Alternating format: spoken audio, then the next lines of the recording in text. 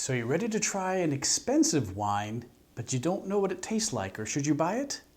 I have some hints. Stay tuned.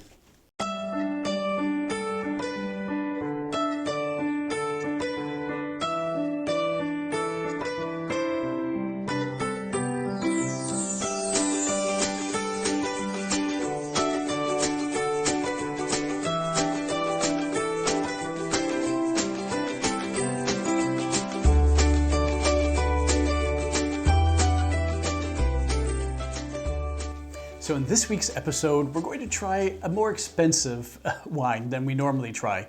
You know, we like to keep the wines to, at least under $50. And this one, I guess, is right around at that level. And there are some wines in this category that are, much higher. So what wine am I talking about? Well, it's back to Italy we go. And now we're going to go to the Piedmont area of northern Italy. And this wine is called a Barbaresco. And you maybe have never tried one, and that's really the point of the show. I want to expose you to some wines that maybe you haven't tried before, and for very good reason. This wine is easily $75 or over $100 a bottle, very easily. The wine I tried, I found for just around $50. And the reason I want to showcase it in this week's episode is not only is it a delicious wine, but the idea of trying a Barbaresco and its very famous brother, the Barolo wines, are expensive, long-lived, world-class, world-famous wines, but it's very tough to walk into a store and you've never tried one before and just pick up a bottle and pay $65 and keep your fingers crossed that it tastes good. So what I want us to discuss in today's episode is the value and sort of the great concept of when you want to try something different and you're going to go for a higher end wine, look at your local wine retailers and see what kind of wines they're tasting. Some will publish newsletters and they'll have things on their website, or they'll do blogs about upcoming wine tastings. And this one, because I subscribe to them, one of my local wine retailers who has a lot of these sort of boutique small wines, told me they were having a few producers from Piedmont and they were going to be showcasing Barbarescos and Barolo. And I thought, wow, I have to go to that one.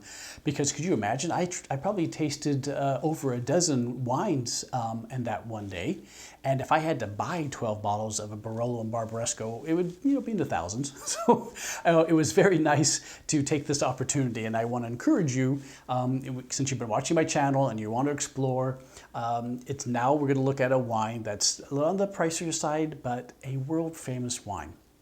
So the Barbaresco, as I said, from Piedmont, made from the grape called Nebbiolo. And it sort of got that name Nebbia, which means fog, because this area of Italy is very famous for getting, sort of that dense fog that rolls in over the hills, very similar to our San Francisco.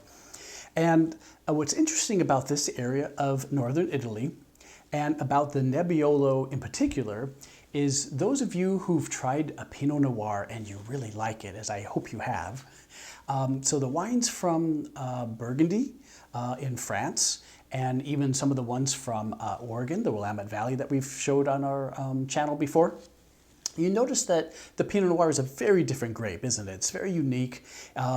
It will usually be a little lighter bodied, it has a little lighter color, and there's something about the Pinot Noir that's just so distinctive. Well, the wines from this part of Italy, both in the Barolo and the Barbaresco, are that way too.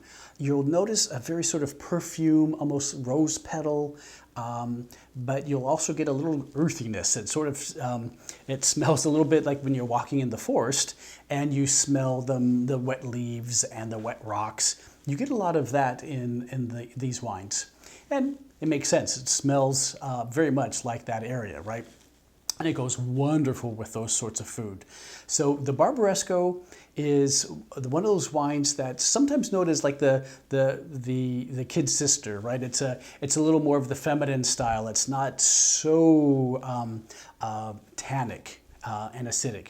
And what's interesting about the Barbaresco, this one in particular, which we'll talk about in just a second, but Barbarescos and Barolos in general, even though they're very much like a Pinot Noir, Don't let it fool you too much because it definitely has a tannin side that I don't see with the Pinot Noirs from Oregon or Burgundy or even New Zealand, California. So that's why I think it's so important to taste the wine before you buy it if you can. Even if you can talk to the maybe they're doing a tasting and you taste this this particular bottle and you say, well, is there another wine in your store that's similar to this? Because I like these qualities. That's what it's all about. Finding what you like, asking people, listening, tasting, sampling, just because it's so tough to, try all the wines out there. Unless you have an unlimited budget, then by all means do so. So this wine in particular, let me get the exact name right.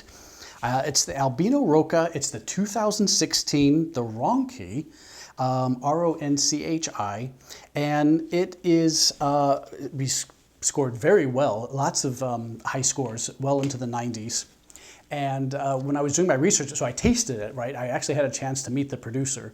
He was there, and wonderful gentleman, very helpful, very knowledgeable. And I picked this wine up, and it was really quite nice.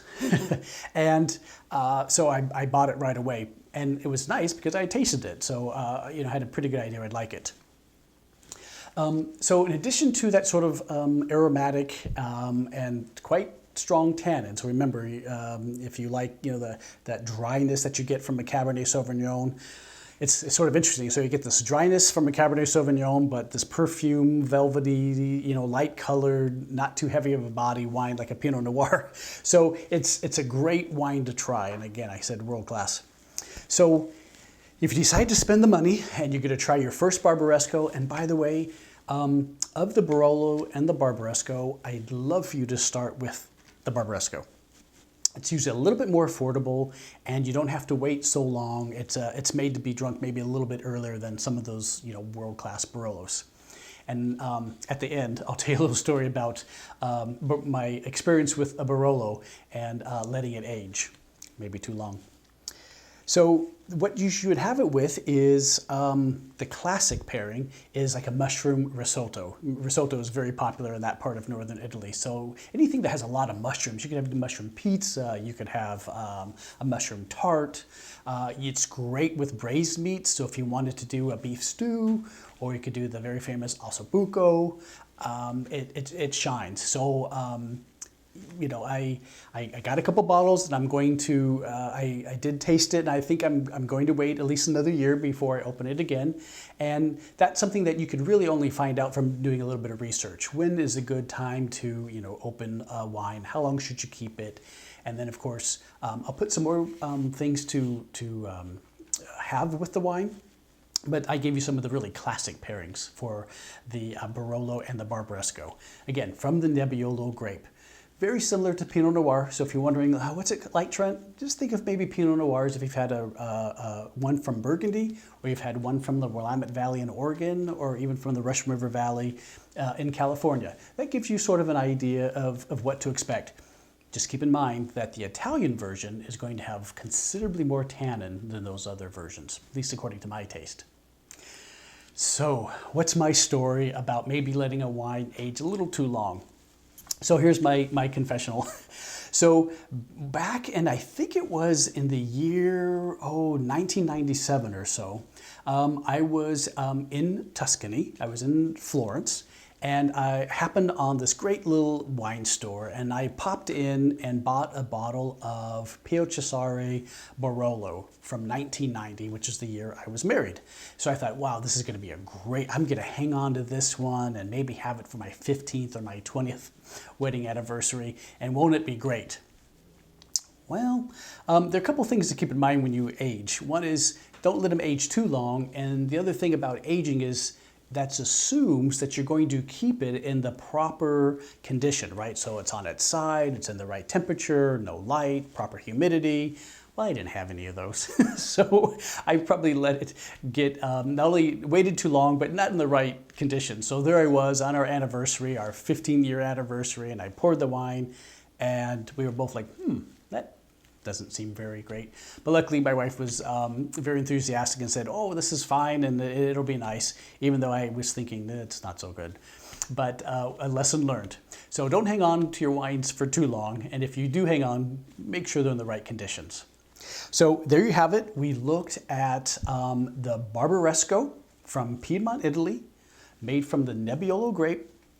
And remember, it's going to be very similar to Pinot Noirs. So if you like those sort of light-bodied, Pinot Noirs from either New Zealand or Burgundy, France, or California or Oregon, I think this would be one to try.